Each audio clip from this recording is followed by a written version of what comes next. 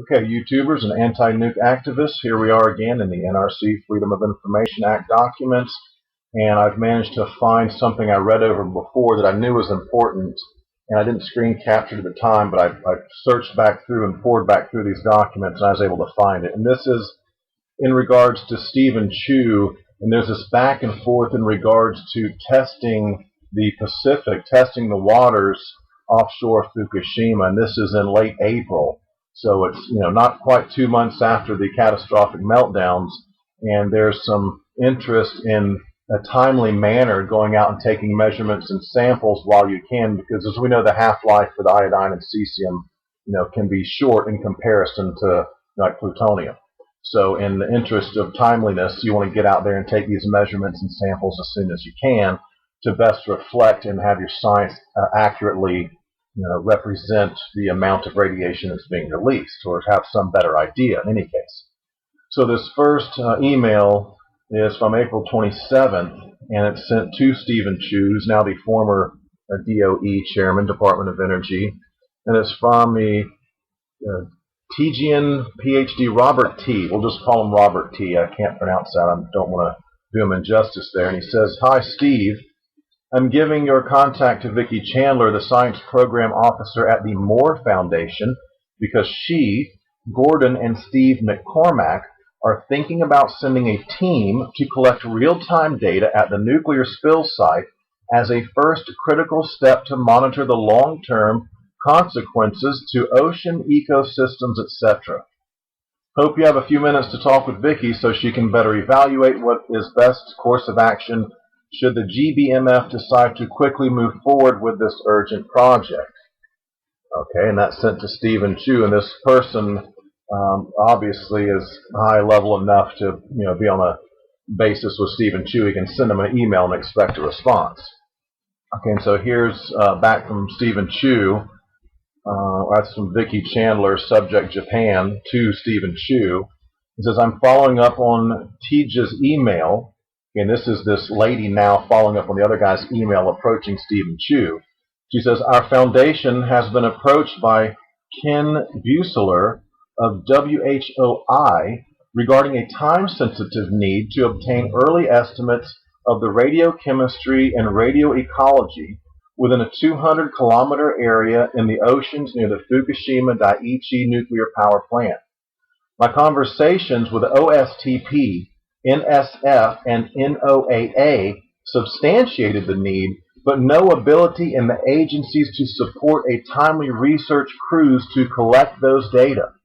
Obviously, there are political sensitivities too. Is there someone in your agency I could talk to, as it would be very helpful to have another expert opinion about the need for this and their thoughts on challenges?" Okay, we're going to come back to this in a second. I'll expound upon it and tell you, help you out on what that means there. And this final email here is from Stephen Chu to Vicki Chandler and a couple other people.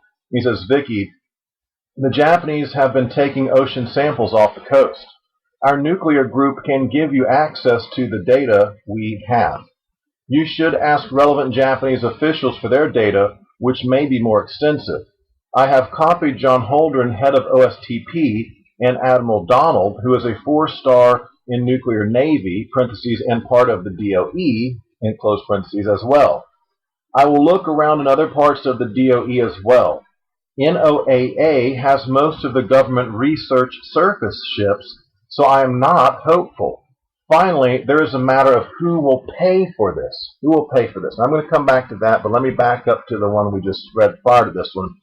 And note what's important here. It's time sensitive. You need to get out there in a hasty manner as quickly as you can without injuring yourself and get these samples in so we can understand what has really happened there. Now, are they in a hurry to do that? No. They don't want any real indication to come out and get to anyone other than this tightly knit, tightly close group of agencies and corporations in this consortium that's, taking hold of this information and hanging on to it. They're not being free with this information whatsoever.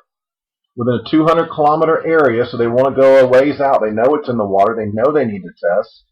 And it says that here that the NOAA and a couple of these other agencies substantiated the need. They say, oh yeah, it needs to be done. but no ability in the agencies to support a timely research cruise to collect those data. So they say, yeah, we need to do it, but yeah, we can't help you. We don't have the ships and we don't have the means and we're unable to do it. And then this person says, obviously there are political sensitivities too. Okay, and some of you will remember my discussion from the documents about the thyroid doses to children in California, and the Miss Howe, Linda Howe, said, hey, this is politically sensitive, let's take it offline. So in these NRC FOIA documents, there's references to this being politically sensitive. I remind you, April 28, 2011, Obama's run up to trying to get elected for a second term. And all this was suppressed in all sectors of media. Everybody was in on suppressing this information. So look here and see that, clearly agencies say, yes, we have a need to do testing, but now we can't really do anything about it. Right? Okay.